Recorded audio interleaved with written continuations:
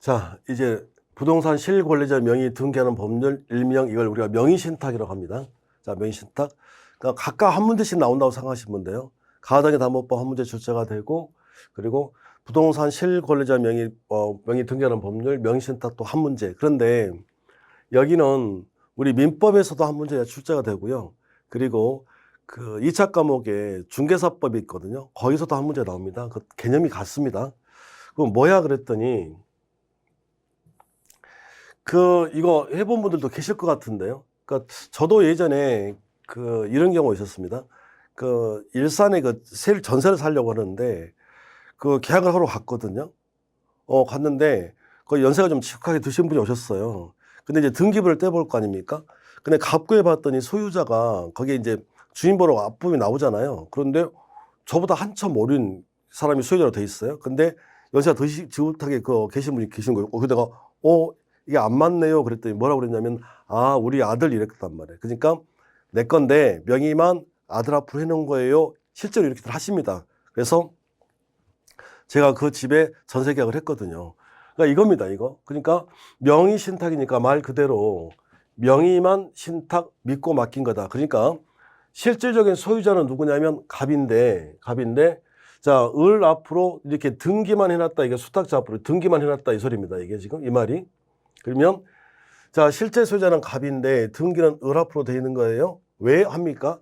그러니까 뭐 세금 안 내려고 한다든지 조세 포탈 또는 뭐 기타 등 여러 가지 사유가 있을 거예요. 그러니까 자, 그러면 결국은 포인트는 뭐냐 그랬더니 명의신탁이란 등기부상 소유자랑 실제 소유자가 다르다 이거예요. 다르다. 실제 소유자가 다르다. 그러니까 믿고 맡겼다고 해서 이 사람을 신탁자라고 합니다. 그 호칭도 아셔야 돼요. 이 사람을 신탁자라고 하는 거고, 자, 이게 받을 숫자를 써서 수탁자 앞으로 등기는 수탁자 앞으로 해놨다. 그러면 실소유자는 신탁자가 되고, 자, 등기는 수탁자. 그러면 이게 자기 게 아니잖아요. 그러니까 이 등기는 무효입니다. 무효. 지금 민법 총칙을 기초 강의 때 다시 들으실 텐데, 무효라는 말은 봐보세요. 효력이 없다를 줄여가지고 무효라고 하는 거예요. 자, 효력이 없다. 그러니까 무슨득할 수 없다. 취득할 수 없다. 이게 무효라는 뜻입니다. 자, 다시요. 그러면 결론. 자, 실질적인 소유자는 갑인데 신탁자인데 등기는 수탁자 앞으로 해놓은 거예요. 그러니까 이 수탁자 게 아니잖아요. 그래서 무효입니다. 취득 못해요. 그래서 이걸 우리가 명의신탁 약정은 일단 무효다 이러시면 되고, 무효인데, 자, 명의신탁 약정을 이제 뭐 하고 해지하고 소유권 이전 등기를 청구할 수 없다 이건데, 요 말 뜻이 자, 무효 해지라는 말, 이게 동시에 나올 수가 없습니다. 무효 해지 없다가 되고, 그러면 뭐가 되는 거냐 그랬더니, 자, 뒤에서 배우는데 유효인 명의신탁이 있습니다. 그래서 유효 해지 있다 이러시는 거예요. 자, 무효 해지 없다, 유효 해지 있다 이렇게 하시는 건데, 그럼 이게 왜 안 되냐 그랬더니 봐보세요. 자, 기타 등등의 사유로 친구에게 등기를 넘겨놨단 말이에요. 그런데 이게 해결이 다 됐대. 자, 해결됐대. 강제 집행 돌 것 같아서 빼돌려놨대. 근데 해결이 됐대. 그러면 뭐라고 얘기를 하면 돼요? 친구 고생했어. 그러니까 명의신탁 약정 이걸 해지하고 다시 나에게 되돌려줘. 이게 안 된다는 뜻이에요. 왜요, 선생? 왜 안 되는 건데요? 그랬더니 이 무효라는 말과 해지라는 말이 같이 나올 수가 없다니까요. 무효라는 말은 아예 처음부터 없던 일이 되는 걸 우리가 무효라고 하시는 거고, 해지는 뭐냐면 해제가 있고요. 해제가 있고, 그리고 해지가 있는데, 이건 해제가 되면 소급여가 있습니다. 소급여가. 그러니까 아예 처음부터 없던 일이 되는 거예요. 그런데 해지는 소급여가 아니라 장래유라고 합니다. 그러니까 읽을 때 그냥 해지 이래버리면 돼. 저는 봐보세요. 임대차 같은 경우를 생각을 해보면, 내가 임대차 계약을 했습니다. 1년짜리 계약을 했어요. 근데 예를 들어서 2달치 월세를 안 냈습니다. 그러면 그 임대차를 해지를 할 거냐 해지를 할 거냐, 이게 문제가 되는 건데, 해제가 되면 처음부터 없던 일이 되는 거고, 해지를 하면 해지하기 전까지는 유효가 되고 해지라고 했으니까 그 뒤로부터 효력이 없는 거예요. 그러면 그거 전체, 그 해지 전까지는 유효니까 월세 안 준 게 있다면 월세를 주고 나가야 될 거 아닙니까? 근데 이걸 만약에 해지를 시켜버리면 처음부터 없던 일이 되는 건데요. 그러니까, 자, 무효라는 말은 처음부터 없는 거고, 해지는 이렇게 되는 거니까 얘와 얘가 같이 나올 수는 없다는 거지. 자, 다시요. 무효, 해지란 말 같이 나올 수 없습니다. 이거 할 수 없고, 그럼 해지는 언제 쓰는 거냐? 유효인 계약에서. 유효일 때는 해지가 되더라. 이렇게 되는 거예요. 그러면, 아유, 선생, 해지가 안 되면 어떻게 하는 건데요? 그랬더니, 지금 신탁자가 자기 거잖아요. 그러니까, 진정한 소유자가 진정명의 회복. 진정한 소유자, 진정명의 회복. 그러니까, 진정한 소유자가 되찾아간다. 원래, 여기 보면, 등기가 수탁자 앞으로 등기가 돼 있다 하더라도, 이 수탁자께 아니라 신탁자 거라고 그랬잖아요. 그러니까 신탁자가 진정한 소유자입니다. 진정한 소유자야. 그래서 진정한 소유자가 되찾아가는 방법으로 이전 등기를 요구할 수는 있어도 이건 가능해도 해지는 없다는 거예요. 자, 기억하실 단어가 무효라는 말과 해지라는 말은 절대로 같이 나올 수 없다. 그러면 어떻게 되찾아갈 건데? 그랬더니 진정한 소유자가 진정명의, 진정한 소유자가 회복, 되찾아가는 방법으로 이거 이전 등기 청구는 되더라도 자, 무효 해지란 말은 없다는 거고 이거 명의신탁 약정은 반사회적 행위는 아닙니다. 이거 반사회적 행위 아니야. 그러니까 반사회적 행위라는 게 민법 총칙 103조 아닙니까? 그러니까 이게 사회질서를 깨트리지 않냐 그러는데 그냥 이게 판례로 나중에 공부를 하실 건데요. 조금만 생각을 해보면 사람은 누구나 다 똑같지 않을까요? 저도 마찬가지일 겁니다. 저도 해볼까요? 솔직한 심정이 누군가가 지금 저희 집에 경매 들어올 것 같아요. 그 솔직한 이 마음 밑바탕에 경매를 순순히 당하고 싶어요? 빼돌리고 싶어요? 솔직한 심정은 빼돌리고 싶지. 그러니까 이 정도 가지고 우리 사회질서 안 깨집니다. 그래서 반사회질서 아닙니다. 그러니까 반사회적 행위가 아니니까 불법 원인 급여도 아닌 거지. 같은 말입니다. 사회질서를 깨트리면서 줬다는 건 불법을 저지른 거고 불법을 원인에 줬대 불법 원인 급여 아닙니다. 그러니까 불법 원인 급여가 아니니까 되돌려 받을 수도 있다. 그러면 신탁자는 수탁자에게 고생했다 토닥토닥 되돌려 주어 뭘로 찾아가는 거예요? 뭘로? 진정명의 회복. 자, 명의신탁 약정을 해지하고 달라갈 수는 없다. 이거 무효 해지 없다. 이거 하나 저지하면 되겠습니다. 자, 결론. 명의신탁은 무효입니다. 명의신탁 약정은 무효입니다. 그러니까 무효니까 무효인 명의신탁 약정을 해지하고 되찾아갈 수는 없고 진정한 소유자가 되찾아가는 방법 진정명의 회복으로 되찾아가세요. 이거고 내가 세금 내지 않으려고 기타 등등으로 명의를 넘겨놨다고 그런다고 해서 반사회적 행위 아닙니다. 불법 아닙니다. 이 말이에요. 그래서 되찾아갈 수는 있다. 이렇게 이게 의입니다. 명의신탁 뜻. 이제 관계가 있는데 관계는 대내적 관계가 있고 대외적 관계가 있거든요. 그러면 대내란 말은 신탁자와 수탁자 사이입니다. 그러면 믿고 맡긴 사람을 신탁자라 하고 받을 숫자 수탁자거든요. 그러면 신탁자 거라고 그랬잖아요. 실소유자가. 신탁자. 두 사람 관계에서는. 근데 대외적으로 보면 이렇게 돼 있습니다. 대외적. 그러니까 신탁자 건데 등기란 말이 기록이거든요. 그러니까 지금 이렇게 돼 있다는 소리예요. 이렇게. 자, 등기 그리고 기록 이 말이거든요. 그러면 실질적으로는 갑건데 등기 기록 이게 표시거든요. 다 같은 말입니다. 그러면 기록은 표시는 을 걸로 돼 있으니 외부에서 제3자가 보면 누구 것처럼 보일까요? 당연히 수탁자 것처럼 보이겠죠. 그러니까 얘의 눈에는 얘가 권리자인 거예요. 권리자. 그래서 명의신탁에서는 제3자가 출연하게 되면 제3자는 선악불문이란 말이 선이건 악이건 따지지 않고요. 이제 선이 악이만 좀 다시 용어 정리 한번 하고 가볼까요?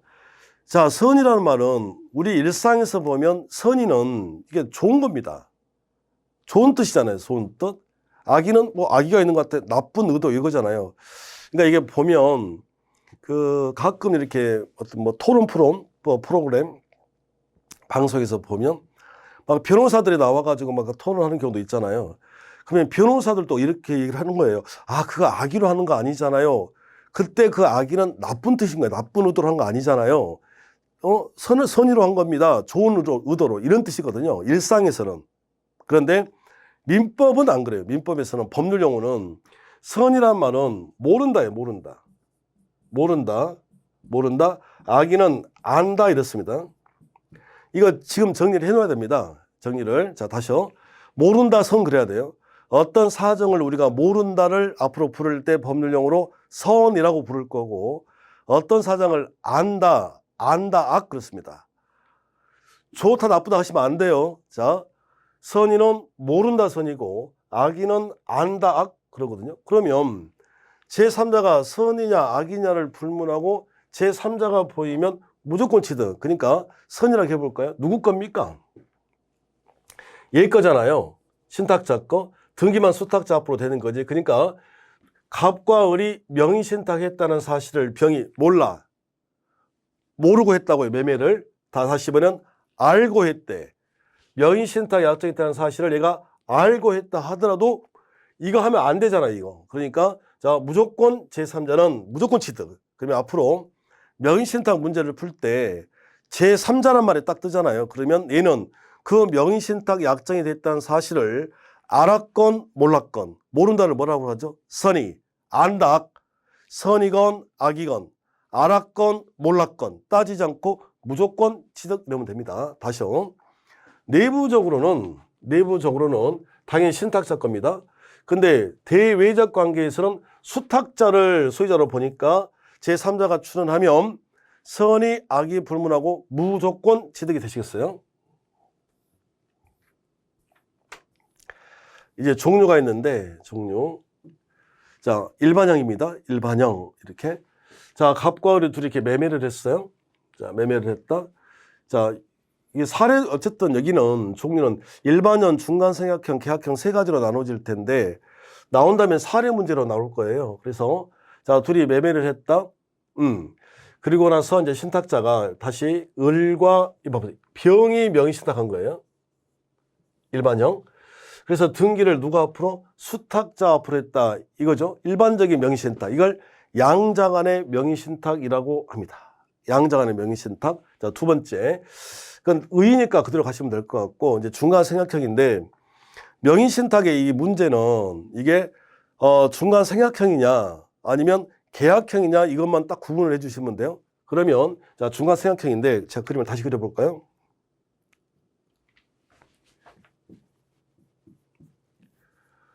자, 갑과 을이 둘이 매매를 했습니다. 이렇게. 둘이 매매를. 자, 중간생략형이란 말이. 그러면 정상적으로 얘가 등기하고 이렇게 명의신탁을 했다면 이 명의를 해놓자 이렇게.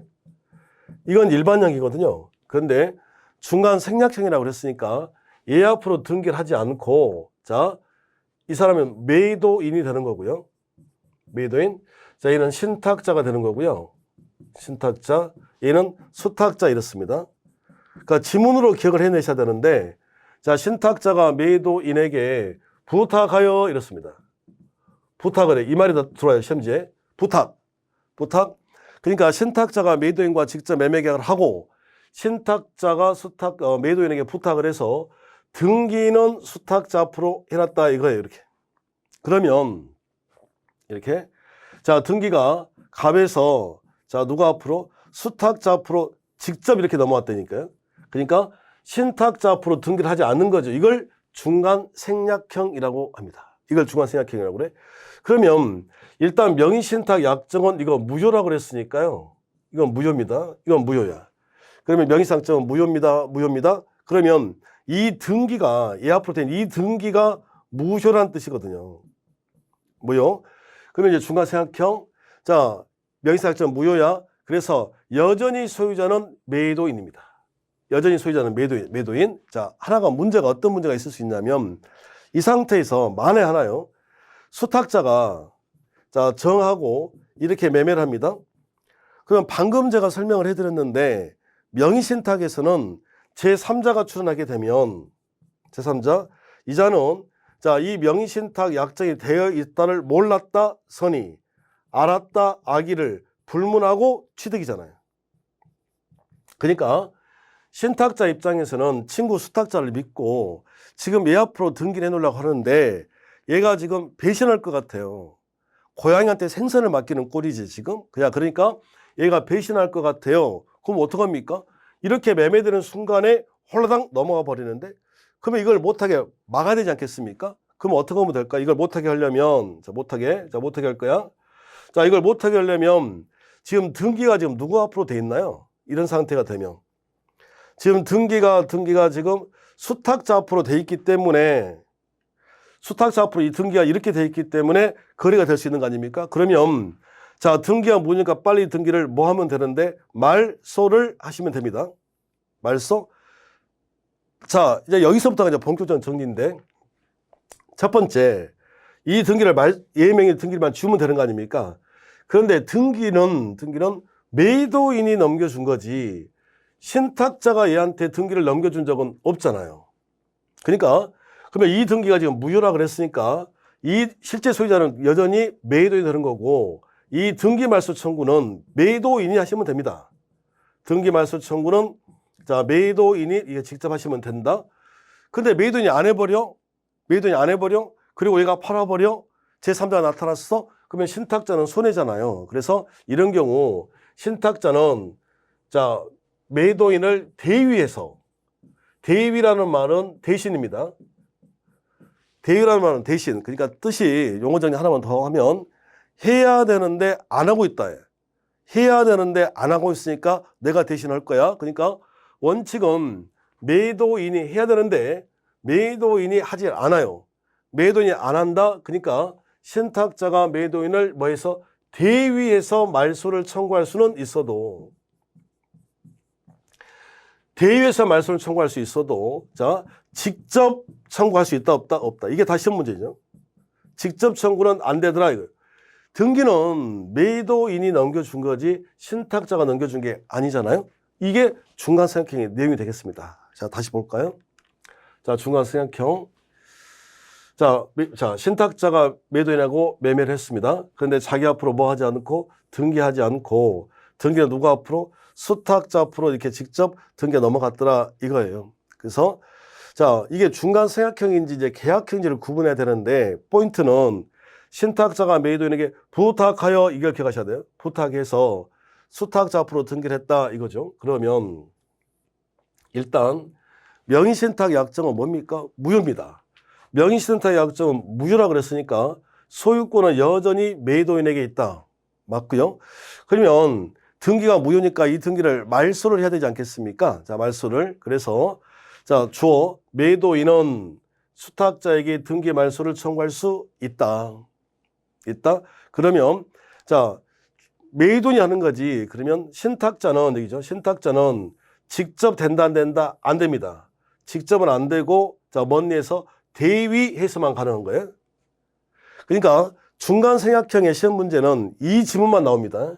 이 지문만. 다시 자, 4번 신탁자는 매도인에게 소유권 이전 등기 청구가 가능하다 이랬는데 이 그림을 다시 보면 해보세요. 자, 정리를 해보면 지금 신탁자하고 지금 매도인하고 매매한 사실이 있잖아요. 매매한 사실이. 그러니까 지금 등기가 설령 이렇게 넘어갔어요. 그러면 명의신탁 약정 무효고 이 등기도 무효라 그랬으니까 자, 정리를 해보면 여전히 소유자는 매도인이다.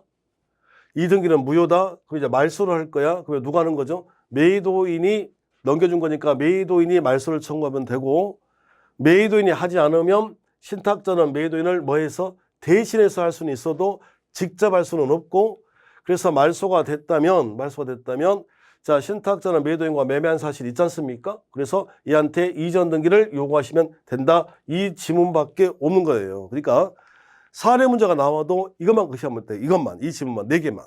이 4가지 지문만.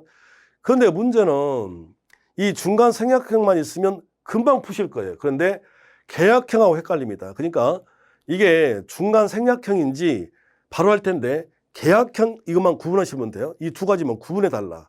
구분해달라. 그러면 중간 생략형이 되면 어떻게 되냐면 신탁자가 메이돈이 부탁하여, 이게 부탁하여 이러면 중간 생략형이 되는 거고, 중간 생략형. 이제는 계약형입니다. 자, 계약형 이건데, 계약형이란 이제 그림을 보면, 자, 여기 신탁자가 있고요. 자, 신탁자. 자, 을과 병이 명의신탁 약정을 해요. 그런데 아마 우리 현실에서 가장 많은 게 이거일걸요. 신탁자가 수탁자에게 자금을 제공하여, 요 말이고요. 그러니까 부탁하여 이 말이 보이면 중간 생략형이 되는 거고, 신탁자가 수탁자에게 자금을 줘요. 자금을 제공해서 이 돈을 가지고 가서 이렇게 매매를 하라는 소리예요. 매매를 다시 그려볼게요. 자, 갑하고 을하고 말이죠. 갑하고 을하고 이들 그대로 가봅시다. 자, 을하고 병하고, 자, 명의신탁을 해요. 명의신탁 이랬고, 그럼 얘가 신탁자가 되고, 신탁자, 얘가 수탁자. 그래서 신탁자가 수탁자에게 돈을 줘요. 자금 제공.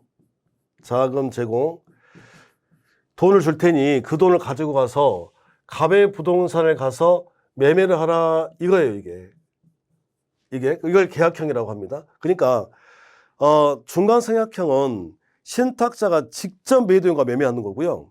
지금 여기서는 이 신탁자가 드러나지 않아요. 드러나질 않고 뒤에서 돈만 되는 거고, 그 돈을 가지고 수탁자가 매도인과 매매를 한다. 이게 매도인이 되겠죠. 그러면 이제 포인트가, 일단 명의신탁 약정은 일단 무효입니다. 이렇게 무효. 근데 이 사례를 보면 생각해 보세요. 명의신탁 약정이 무효래. 그러니까 이 매매인데 이 매도인이 선의일 수도 있고 악의일 수도 있을 거 아니에요. 이렇게. 그러면 이제 선이라고 한번 해봅시다. 선이. 그러면 지금, 자, 매도 입장에서는 병하고 매매를 했는데 이 수탁자가 신탁적으로 돈 받아가지고 와서 매매한 사실을 몰랐다니까요. 근데 그 판례를 보면 이분이 연세가 좀 드신 분인데, 자, 마지막 남아있는 부동산을 처분해가지고 이거 막내딸을 결혼시킨 거야, 이게. 근데 나중에 봤더니 이게 명의신탁이래요. 그러면 명의신탁이 무효니까 이 매매 계약도 무효로 해버리면 어떡하라는 겁니까? 막내딸은. 무효란 말은 처음부터 다 없던 일이 되는 건데, 그러면 결혼해서 잘 살고 있는 딸은 어떡하라고요? 그러니까 그래서 이걸 해결하기 위해서 매도인이 선이야. 선이 그러면 유효로 해줬다니까요. 그러면 유효가 뭐가 유효냐 그랬더니 매매 계약이 유효입니다. 그래서 등기가 넘어갔다면 얘가 자 취득하도록 해줘야 그냥 끝나는 거지 이게. 그렇지 않을까요? 자, 근데 만약에 매도인이 악이래요. 그러니까 명의신탁에 의해서 이렇게 됐다는 걸 매도인도 알고 있었대. 그러면 보호를 해줄 필요가 없는 거 아닙니까? 자, 그래서 이때는 뭐가 되는 거예요? 무효. 좀 주의하셔야 됩니다. 이걸 계약형이라고 그래요. 그러니까 중간 생략형은 신탁자가 매도인에게 부탁하여 이런 문장들, 그러니까 계약을 누가 했는지 보면 돼요. 신탁자가 매도인하고 계약을 했다면 중간 생략형이 되는 거고, 수탁자가 매도인하고 매매를 했다면 이건 계약형이다. 계약형. 그러면 계약형은 이제 두 가지로 나눠지는데, 아무리 매도인이 선의이다 하더라도 명의신탁은 그냥 약정은 무효고요. 이 매매계약은 유효로 해준대. 매매계약은 유효로 해준대요. 자, 그러면 악이라면 이제는 보호를 해줄 필요가 없으니까 전체가 다 무효입니다. 보여줄 필요가 없잖아요. 그러면 봐봅시다. 악의는 따질 필요가 없는 거지 이제. 왜요? 악의가 되면 처음부터 다 없던 일이 되는 거니까 뭐 따질 필요가 없는 거 아닙니까? 근데 문제는 그러면 어디만 따져보면 되냐면 매도인이 선일 때 유효라면서요, 유효? 그러면 계약이 유효니까 이제 이 매도인은 빠져나갈 거고요. 이 두 사람 간에 이제 문제가 남더라 이거예요. 이게 되겠습니다. 다시요. 정리를 해보면 신탁자가 수탁자에게 자금을 제공하여 계약형, 중간 생략형이면 그 지문 4가지 기억하시면 되고, 자, 이게 만약에 계약형이면 자, 일단 명의신탁 약정은 무효입니다. 무효고, 이제 매도인을 이제 따져봐야 될 거란 말이에요. 매도인을 따질 텐데, 매도인이 선입니다. 메이도인이 선이면 유효라 그랬는데 메이도인이 선이라고 그래서 이 명의신탁이 유효가 되는 게 아니라 이 매매 계약만 유효한 거예요. 그래서 등기가 수탁자 앞으로 이렇게 등기가 돼 있다 이거죠. 그러면 유효한 소리입니다. 근데 메이도인이 악이면 전체가 이게 보호할 필요 없는 거 아닙니까? 그러면 전체가 다 무효가 된다. 그래서 자, 악일 때는 이제 필요가 없고요. 자, 전체가 없던지 되는 거니까 선이야. 선이 그러면 계약이 유효니까 자, 이제 메이도인은 빠져나가시고요. 이제 빠져나가시고 이제 신탁자와 수탁자 관계만 보시면 되는데 신탁자는 수탁자에게 뭐라고 얘기를 해야 됩니까? 얘기를 할 때 처음부터 야, 등기가 지금 수탁자 앞으로 돼 있지 않습니까? 그러면 신탁자는 수탁자에게 야, 내 돈 갖고 산 거잖아, 그거. 이렇게 말하지 않을까요? 그래서 자, 내 돈 가지고 산 거니까 달라고 이제 요청을 해야 되는데 무엇을 달라고 할 건지가 이제 시험에 나옵니다. 그래서 자, 1995를 이제 기억하시면 되겠고 실명법 시행 전입니다. 실명법 시행 전. 그러니까 실명법 시행 전이면 전이냐 후냐를 구분하셔야 돼요. 실명법 시행 전에는 개입을 안 했다니까 국가가 다들 그렇게 했단 말이에요. 다들. 그러니까 그러면 실명법이 시행되기 전에는 야, 그 부동산 내 돈 가지고 산 거잖아. 그러니까 그 부동산 자체를 달라갈 수 있었습니다. 부동산 자체를 달라갈 수 있었다고요. 그런데 지금 이제 실명법이 제정된 후야 이제는 이건 이제는 무효 아닙니까? 무효. 그러니까 무효라는 말은 두 사람이 만난 적이 없는 거예요. 둘이 아예 만난 적이 없는 거다. 만난 적이 없는 거야. 생각해 보세요. 둘이 만난 적이 없는데 무슨 부동산을 달라고 해요? 그래서 자, 실명법 제정 후가 되면 둘이 만난 적이 없어야 되니까 지금 돈이 넘어간 상태 아닙니까? 그래서 내 돈 내놔 매수자금 요걸 바꿔냅니다. 다시 정리해 봅시다. 자, 계약형은 신탁자가 수탁자에게 자금을 제공을 해서 그 돈 가지고 매매를 했다는 소리가 됐습니다. 자, 그러면 이제 메이도인이 선이냐 악이냐가 문제가 되는데 메이도인이 선이라도 계약만 유효가 되는 거지 명의신탁 자체는 무효입니다. 그리고 메이도인이 악이라면 이제 보호할 필요가 없으니까 전체가 다 무효가 되고 그러면 자, 이건 따질 필요가 없죠. 다 없던지 되는 거니까 자, 선일 때만 기억을 해주시면 되는데 메이도인이 선이야? 그러면 계약이 유효야? 그러니까 메이도인은 쏙 빠져나가고 이제는 신탁자와 수탁자 관계만 남을 텐데 실명법 시행 전에는 신탁자는 무엇을 달라갈 수 있었냐면 부동산 자체를 자, 부당이득 반환 청구가 됐는데 실명법 제정 후라면 이제 전체가 다 무효가 되니 내 돈 내놔 매수 자금만 달라갈 수 있다 이렇게 되어 있습니다. 자, 이런 지문들이죠. 그래서 자, 메이도인이 악이랍니다. 메이도인이 악이면 전체가 무효입니다. 그런데 단 매매가 아니라 단 돈을 가져가서 경매를 받았다면 경매입니다. 경매를 받았다면 그때는 유효입니다. 경매라면 얘기가 달라지는 거예요. 경매 왜 그러냐면 지금 메이도인이 악이라고 했거든요. 메이도인이 악인데 메이도인이 매매를 했다는 말은 자기가 직접 개입을 한 거잖아요. 그러니까 전체가 무효입니다. 근데 경매는 메이도인이 악이건 뭐든지 간에 법원에서 하시는 거 아닙니까?